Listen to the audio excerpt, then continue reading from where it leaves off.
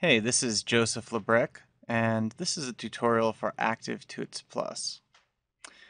This is a continuation of a tutorial that we started building a movie trailer website with Flash Catalyst.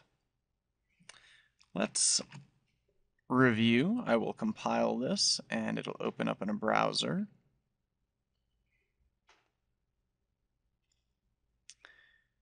And basically what we have is this little movie here with 3 different states.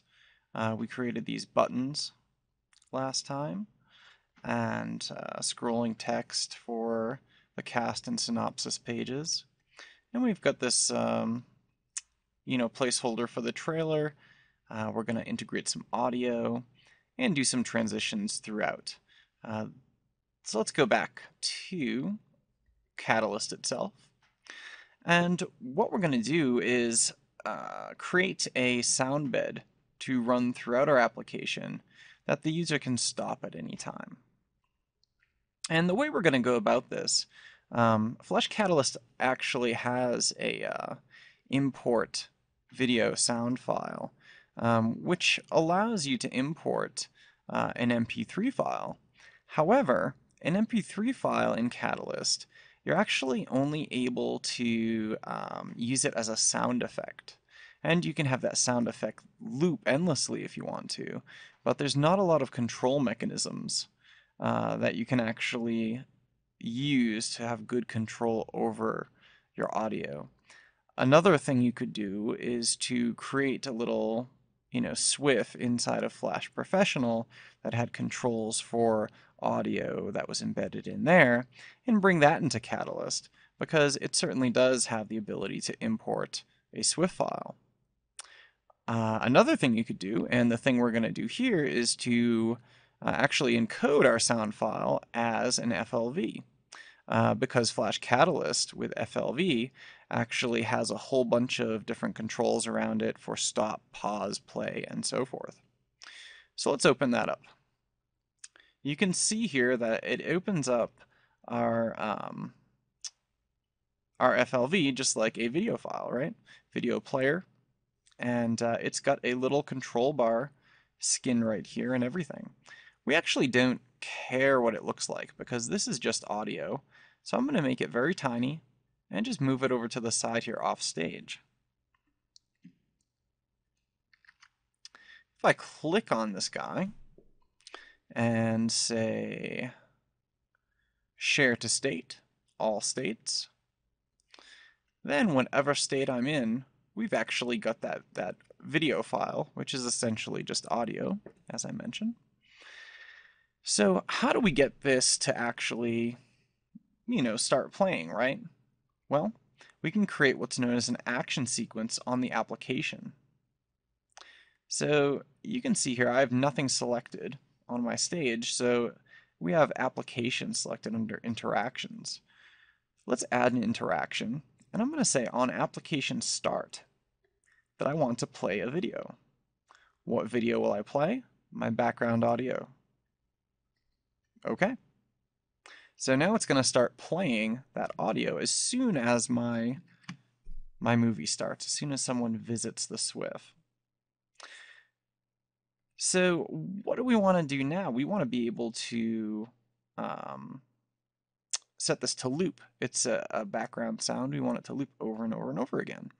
So what we do is we click on that video object, and now we have in our interactions, we're setting interactions for the video player itself.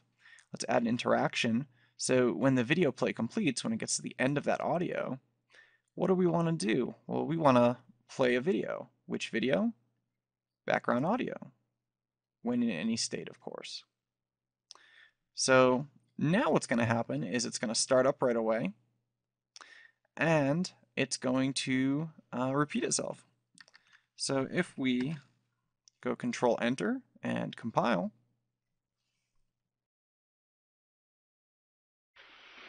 so it's definitely playing our audio. And the audio is just sort of like a scratchy background track that I have here. Okay, that's exactly what we want. But now we want to hook up this speaker control so that if somebody doesn't want to hear the audio, they can just hit that and the audio will stop and the speaker will fade away. They don't want the audio. So to do that, we're going to have to create a button out of this image here. So we select it and we choose component button. And we don't have to really do much to the up, over, and down states if we don't want to. But again, we could go into our overstate and, perhaps we just add a filter to it, just like we did with the other pieces. Glow filter for that sort of orangey yellow color. And let's do something a little more orange. There we go. Okay. So now this is a button. So now we're able to add interactions to this button. So what we're going to do is do two things. First thing we're going to want to do is to actually stop a video. What video do we want to stop? Well, that same one, background audio. All right, so we stop the background audio, but what we also want to do is fade this guy out, right? So we're going to on-click, instead of a transition or anything like that, we're going to do an action sequence. When in any state. So with this button selected, we're going to add an action down here, and we're going to just do a basic fade action, which is going to fade this guy out for us. So let's compile, and we'll test that.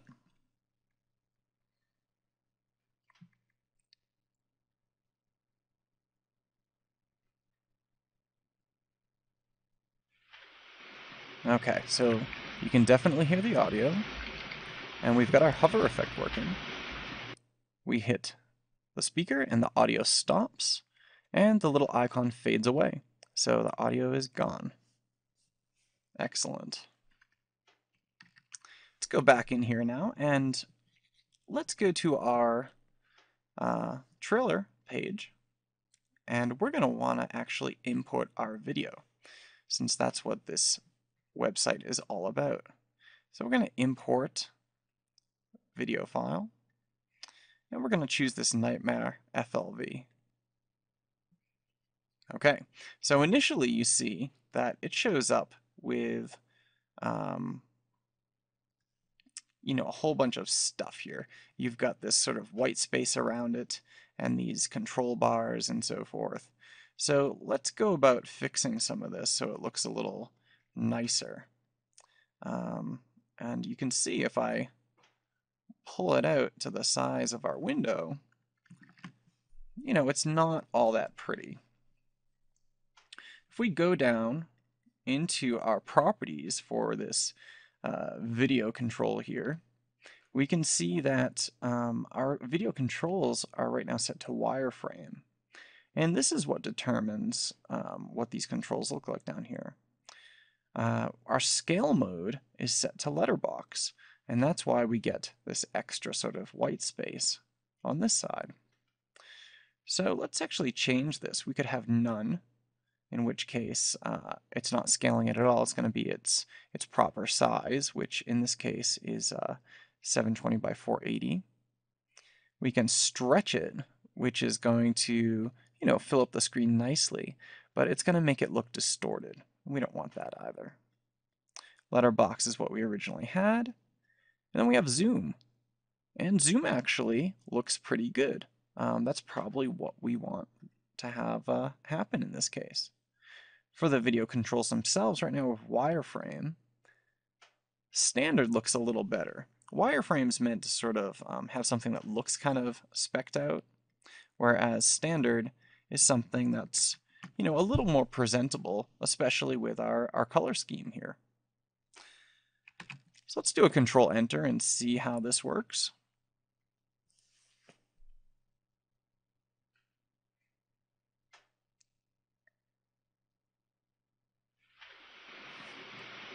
Okay, so we've got our controls, so we can hit play, and you can see the little scrub bar move in.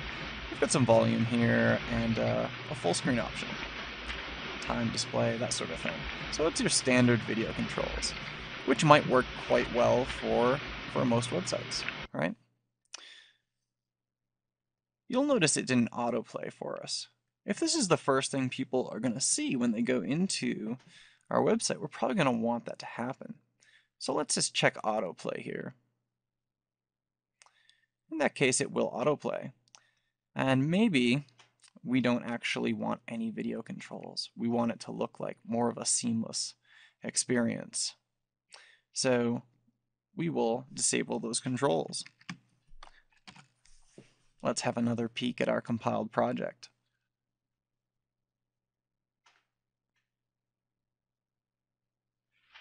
Okay, excellent. So this is looking pretty good now. So we can go to synopsis, cast, whatever we want to.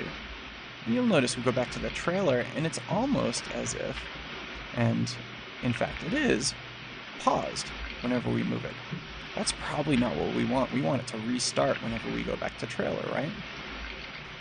So let's go back into our project and wire things up to fix that. So we've imported our video. We've messed with the controls a bit. Now what we're going to want to do is set the video to stop when you go to something else and play again, right? So what we're going to do is actually go into our different page transitions here. So we can see down in our timelines, we have page 2 transition to page 1 and a page 3 transition to page 1. So let's grab that page 2 to page 1 transition.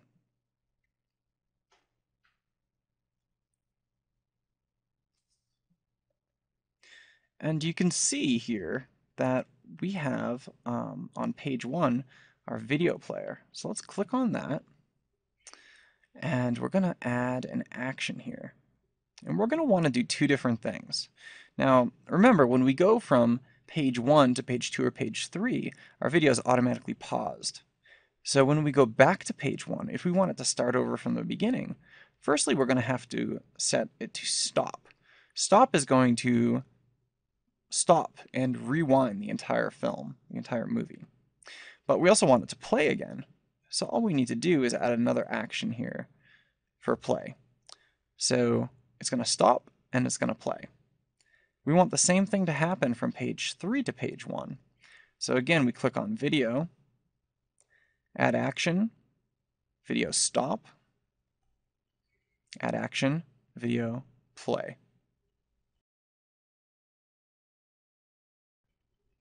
All right, let's recompile and see what happens.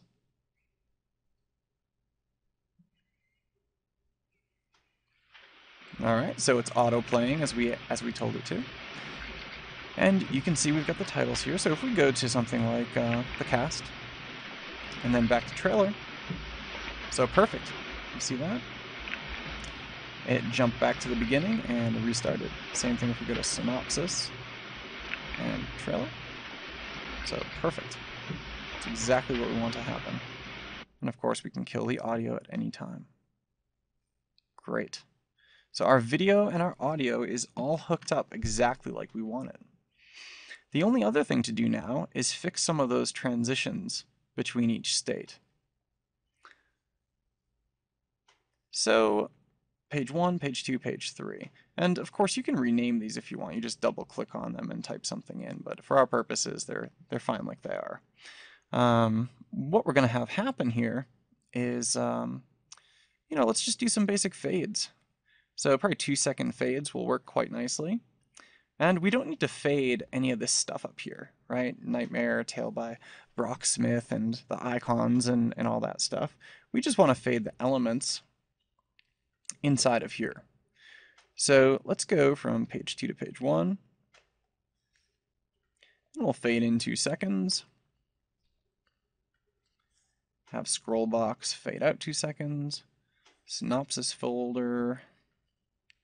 And don't forget the video placeholder, right?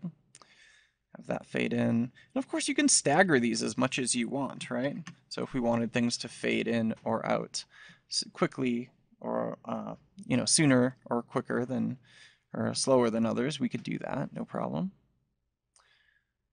So same thing here, page 2 to page 3. And again, I'm just doing basic fades here. You could actually modify any of the properties of these things that you want. It doesn't just have to be simple fades.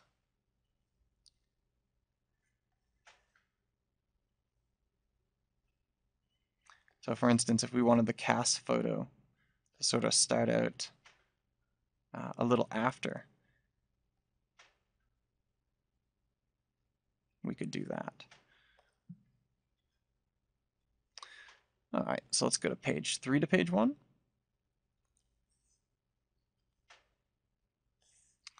So real simple stuff. Just drag, click and drag.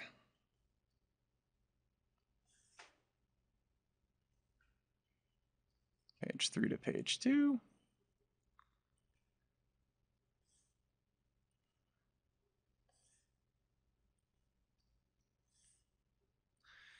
And that covers all of those.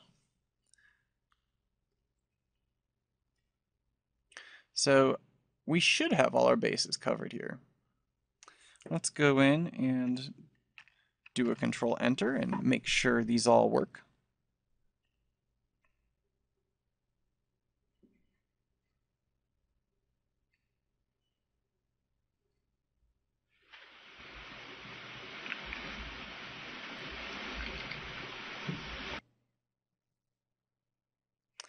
Okay, and just a few more of these from page 1 to page 2 and so forth. And we'll be ready to do some other adjustments.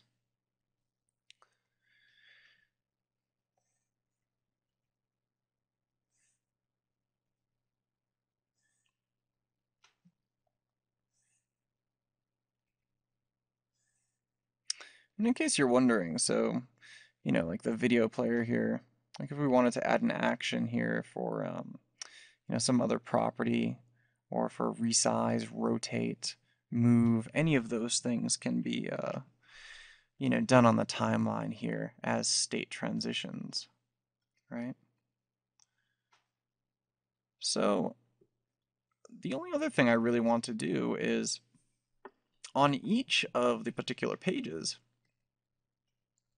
let's have, the actual piece stand out a bit more. So for instance, on the trailer page, let's click on that.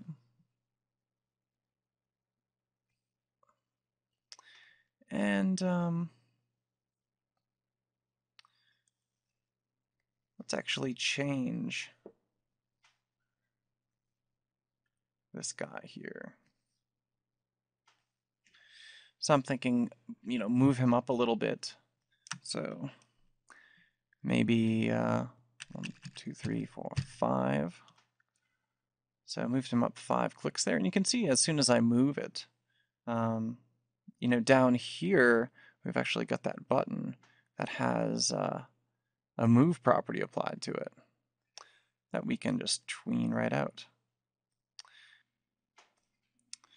So we're going to go to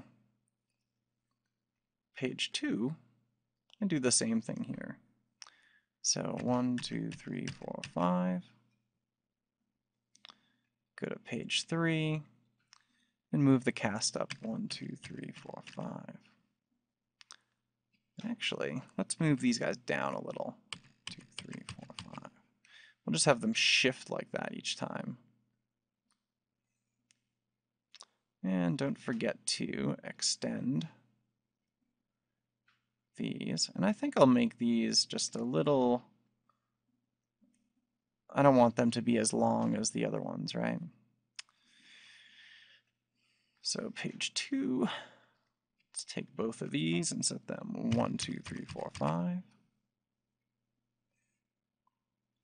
So this will give things sort of a constant sense of movement.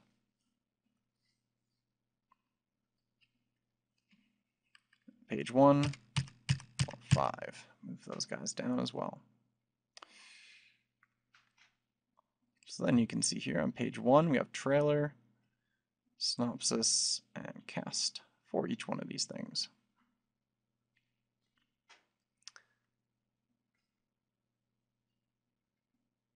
Okay, great.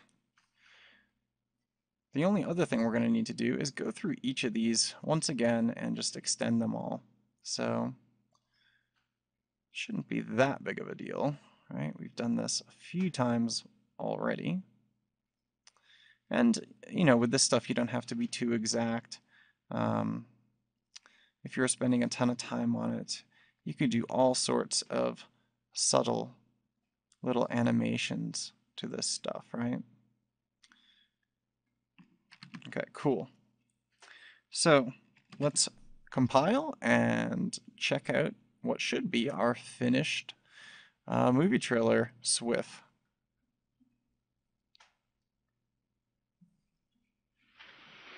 Okay, so the trailer plays automatically, and we've got our audio, which we can kill at any time. Let's go to synopsis. So that's a very cool transition there, right? Let's go to cast. And of course, each one of these, we can scroll. Let's go back to trailer. And it restarts for us. So very nice. And of course, you could expand upon this, right? So here we are in design view in Catalyst. We've also got code view.